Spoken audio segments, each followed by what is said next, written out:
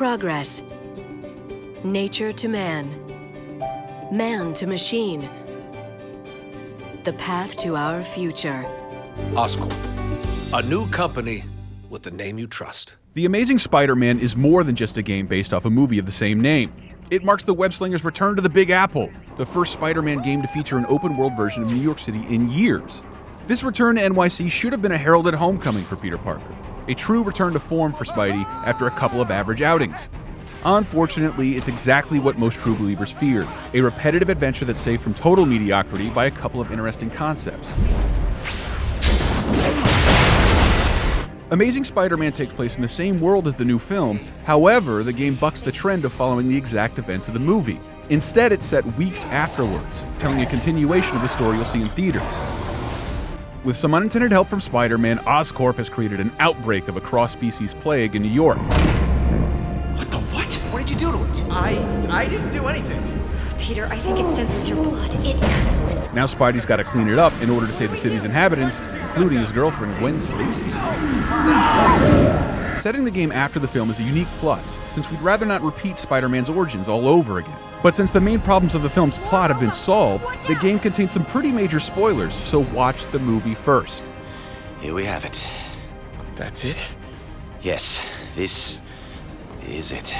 Even worse, though, you're stuck fighting a loser squad of villains. Seriously, we're fighting the Iguana and Vermin? These wannabes don't even carry enough star power to appear in comics more than once a decade, let alone in an annual Spider-Man game. The gameplay builds on the solid foundation of more than a decade of great Spider-Man games, but it doesn't add all that much. Spidey does, for the most part, whatever a spider can. He jumps and swings through the New York cityscape in newly cinematic ways that make the Spider-Man experience feel more freeing than ever. More noticeably, the combat, and especially the added stealth gameplay mechanics, borrow heavily from the recent Batman games, although by comparison, The Amazing Spider-Man is a pale Arkham imitation. Exploring the city is refreshing at first, with the new Web Rush mode making navigating the city simpler than ever. However, you soon learn that the city has very little going on. I could sell these. The handful of mission types consisting mostly of the race that thing or go beat up those guys variety repeat themselves to death by the game's end. You'll have plenty of time to complain. In jail. Crap! Sadly, repetition is about all this mundane Manhattan has to offer, and most of the campaign takes place in ultra-bland sewer tunnels and warehouses. Boss fights are equally flavorless, especially with the cliché giant robot battles clumsily shattering the reality and groundedness found in the film on which it's based.